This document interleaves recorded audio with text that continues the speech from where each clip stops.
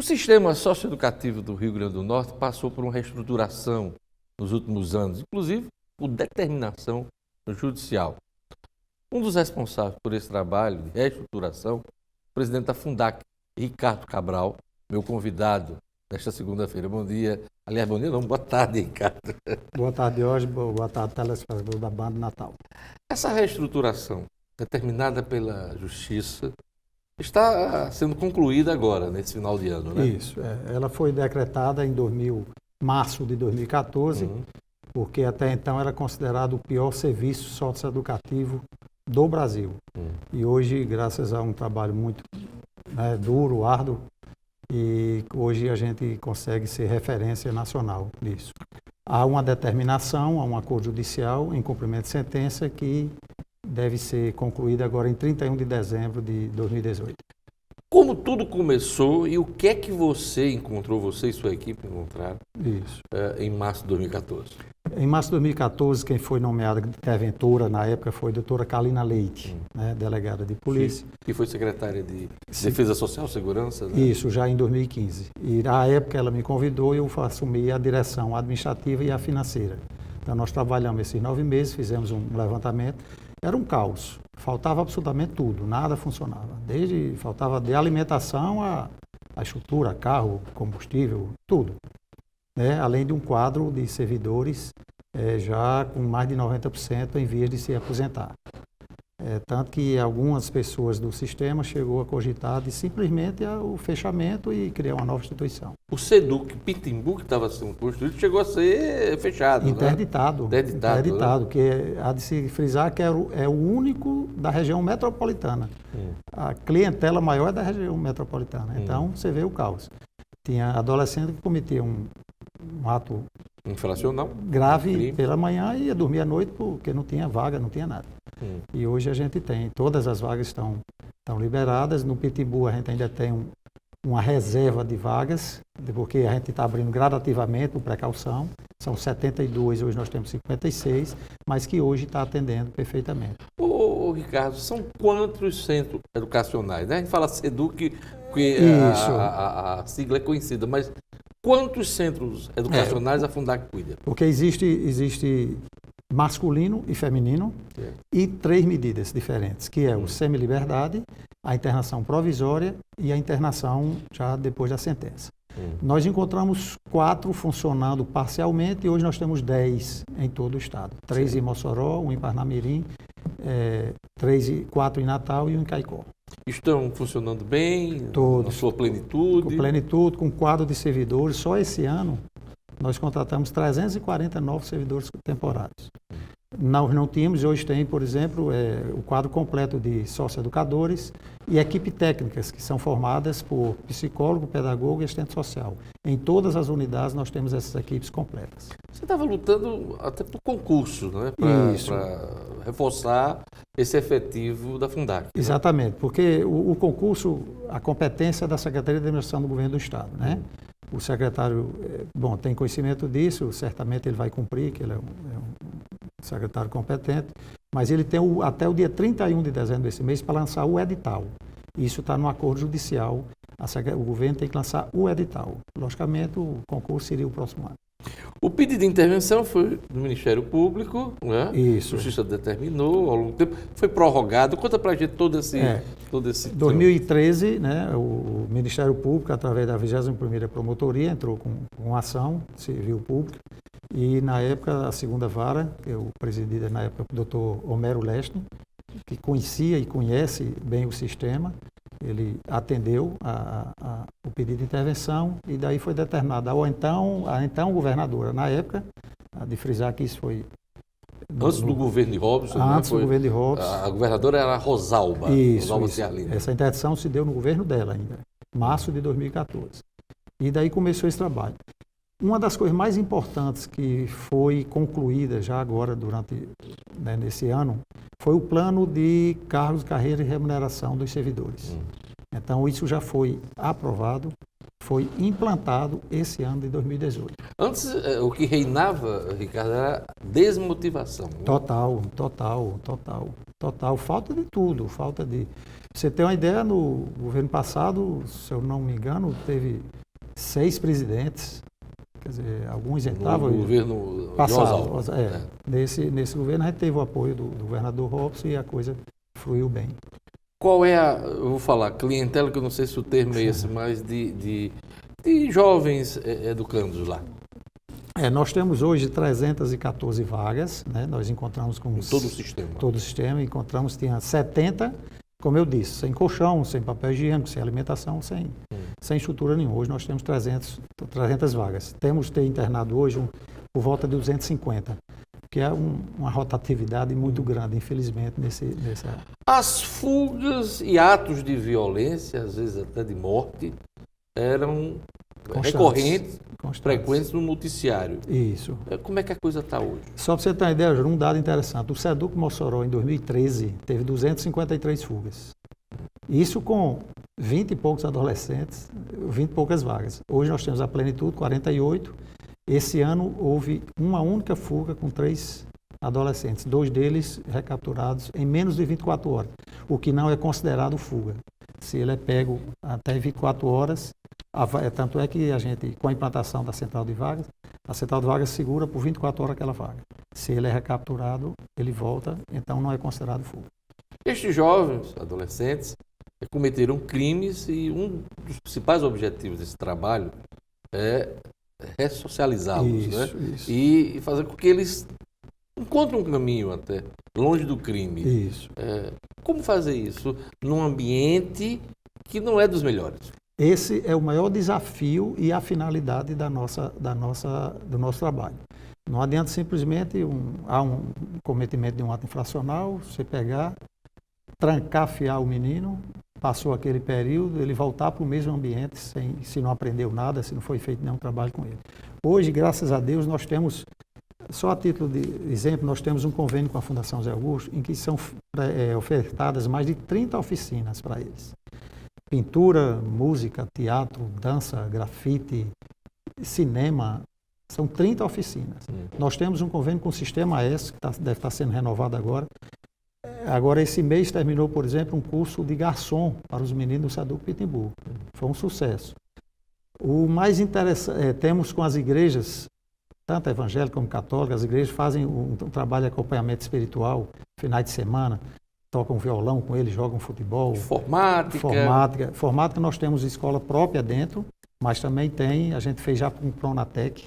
Aí a gente tem uma certa dificuldade, porque, por exemplo, Pronatec, nós conseguimos 25 vagas para um curso de recuperação de microcomputadores, e exigiam um nível mais médio e muitos deles não tinham. Então a gente reforça com a Secretaria de Segurança, Secretaria de Educação, que está fornecendo professores, né? Nós temos, aconteceu uma coisa interessantíssima essa semana que passou agora. A gente conseguiu, com uma escola daqui, de Natal, chamada RoboEduc, uma aula sobre robótica. Bacana. Bacana. Levaram 2 robôs lá para desmontar, montar, explicar. Foi um sucesso. Eles ficaram maravilhados. Quando você vê um negócio desse, aí você vê que tem saída. Agora precisa ser feito. E é muito difícil porque nem sempre há recurso financeiro. E esse trabalho não pode se perder. Eu tive a oportunidade de visitar o SEDUC Pitimbu e vi de perto tudo isso que Ricardo está falando aqui. Me chamou a atenção um ateliê lá, de artesanato, obra de arte dos próprios, né? Os próprios educandos lá. Isso ainda continua? Continua. Eu recebi de presente, numa visita que eu fiz no SEDUC Mossoró, uma tela muito bonita. Eu digo, faz quanto tempo você pinta? Ele disse, é o segundo quadro que eu pego na minha vida. O primeiro eu terminei ontem, dei a meu pai, esse é o segundo. O cara tinha habilidade, um dom e não sabia. Simplesmente não sabia. Esse trabalho está sendo concluído até o final do atual governo. Como vai ser o futuro? Você se preocupa com isso depois de todo esse trabalho realizado ao longo dos últimos anos? Não só eu, como os servidores, como os próprios adolescentes, como as famílias dos adolescentes. como o sistema de justiça como um todo, especialmente o Ministério Público e as coordenadorias das varas da infância. Há uma preocupação para que não se repita no passado as indicações não, digamos assim, adequadas para esse trabalho. Porque ficou provado que é possível fazer um trabalho decente, digno, né? Está aí o resultado dos SEDUCs hoje. É possível, né? É possível, desde que as interferências externas não sejam prejudiciais. Quando você fala em interferências externas, são as indicações políticas, por exemplo, para atuarem nesse sistema, é isso? Veja bem, ninguém é contra, todo mundo sabe que há indicações políticas que deve ter. Quem foi eleito tem as suas indicações. Agora, que às vezes até especialistas estão naquela área. Né? Agora, o temor da gente é que é preciso que se tenha um cuidado com essas pessoas que vão ser indicadas. Existem pessoas apropriadas, preparadas, e que tenha, porque isso é uma missão.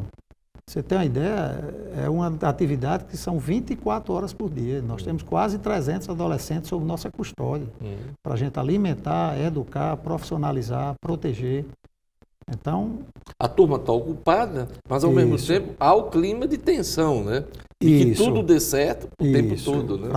Porque é uma coisa muito frágil. É como eu costumo dizer o seguinte: ele estava na UTI, já com septicemia, a gente conseguiu tirar da UTI, foi para uma semi-UTI, está no apartamento. Digamos que está para ter alta, mas qualquer coisa mais grave, ela pode voltar para a UTI. Ao longo desses anos, você deve ter viajado o Brasil e ter encontrado seus pares, né? Isso. Que atuam no sistema socioeducativo. Como é que está o Rio Grande do Norte em relação aos outros estados? Eu faço parte hoje da direção do Fórum Nacional, que representa os 27 estados. A cada 3 meses nós nos reunimos.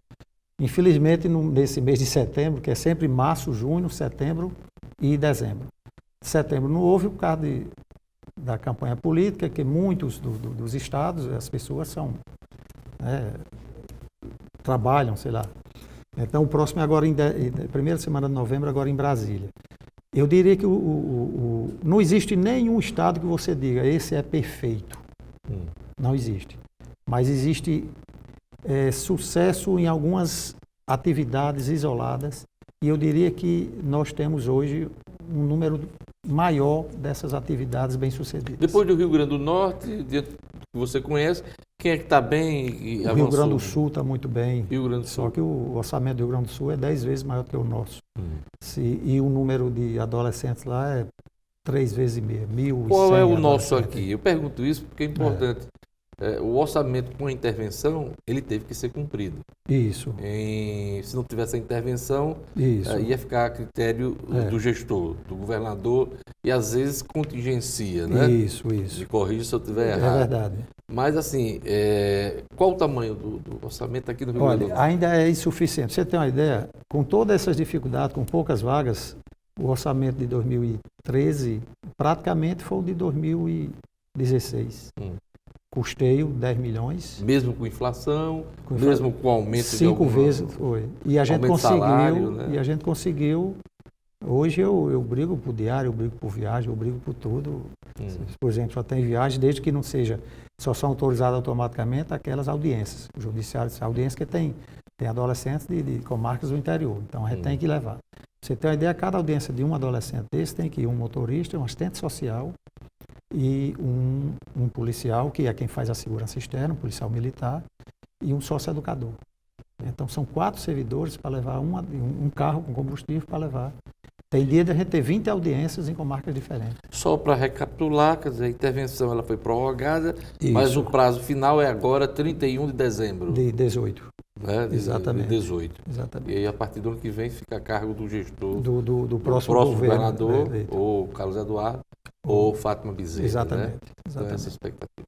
Eu queria, não tem e não tem, diretamente com a sua atividade, sua gestão, mas você acompanhou a discussão aí sobre maioridade penal dos jovens infratores, dos adolescentes. Qual é a sua opinião, Ricardo?